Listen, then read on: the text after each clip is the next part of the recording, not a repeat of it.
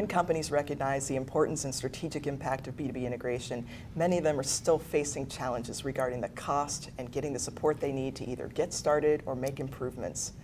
Brian, let's discuss what some of these challenges are and what companies can do to ensure a more successful B2B integration and collaboration initiative. What are some of the most common challenges that you're seeing out there? Sure. Our research indicates that most companies are challenged with the lack of infrastructure resources, which is true for both the leaders and the followers. For a successful B2B integration initiative, infrastructure and support would need to be developed, and meaning they just don't have it. Trading partner resistance is another one to B2B collaboration for the reasons of size, perhaps, and skill, range of maturity levels, capabilities, and commitments. Over-reliance on offline technologies, insert spreadsheets, short databases, if you will.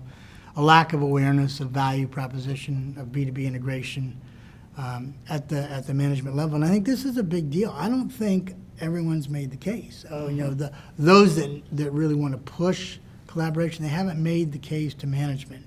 And I think when you discuss all the things we've talked about, the realization of where is the important and what's the value, I think that's probably where the practitioners, they've got to go to bat here a little bit, right, and do some work on that. Is there a lack of knowledge around that, or is it just it's too much of a gap in the organization to try to communicate that value? I'd say a little bit of both, actually. Some of it is there's the how do I sell it a little bit, because in some cases you're dealing with the unknown. Where when I onboard suppliers, I may not know everything I'm going to run into, or customers, if you will. So I think there's a little bit of both when it comes to that gap.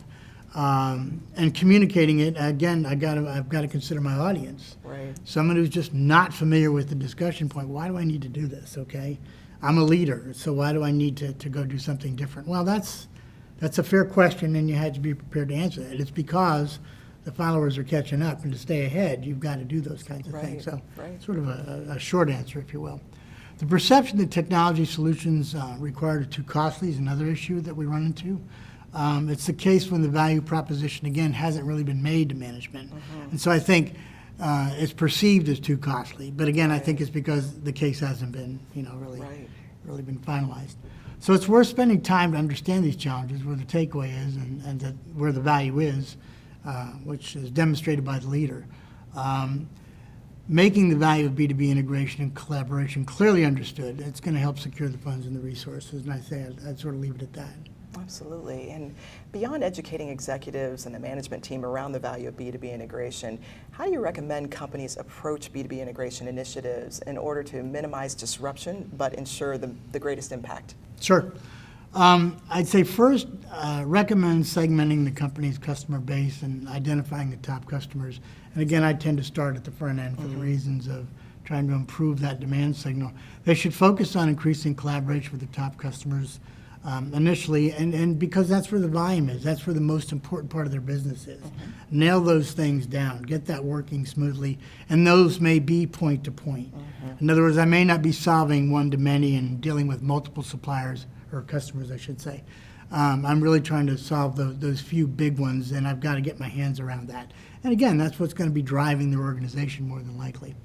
Also, they should identify additional collaborative process areas such as order management, inventory management, and forecasting, to improve when they're doing that collaboration and when they're doing that connectivity. What are the actual, detailed processes you want to concentrate on? I go back to that forecast again. The quicker, there's an adage of, no sooner act faster, okay?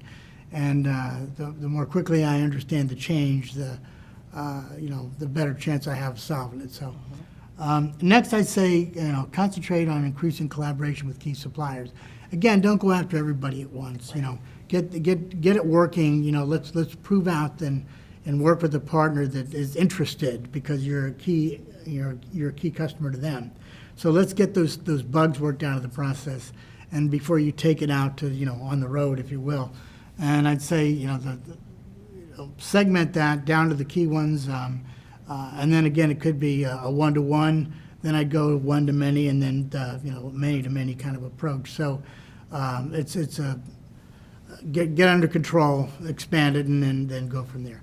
I say, as far as processes themselves, purchasing and inbound logistics to improve visibility, segment the trading partner into tiers. So again, I'm concentrating on the right ones, and maybe even you do that by dollars. It may just not be volume. That's another way to think about it. You know, what's most important, or it could be even most critical. What's the longest lead time? What's my secret sauce supplier? You know, make sure you got those guys under control, so to speak. Another point is that I should be considering, you know, what's the enabling help that I'm going to give my suppliers. Back to the integration itself, I may be dealing with those that aren't equipped. So what's my enablement initiative to go out and assist these guys? How do I make it easy for them? Right. So again, I think that's got to be part of the collaboration initiative, if you will, and the integration initiative. What can I do to help them? And that may mean going out and helping them figure out, how do I electronically invoice me, okay? Right. So actually equipping them, or you know, a little bit of education, if you will, or even giving them some tools. I was going to say something like self-service portals. Absolutely, and that type of those thing. kinds of things are part of the discussion. I don't mean to say I know those answers specifically, Right. but you know, I think that the key point is look at the enablement side to further it, because you're going to get stuck if you just you know, again, throw it over the fence. We also would recommend that companies implement and track supplier metrics to create the accountability.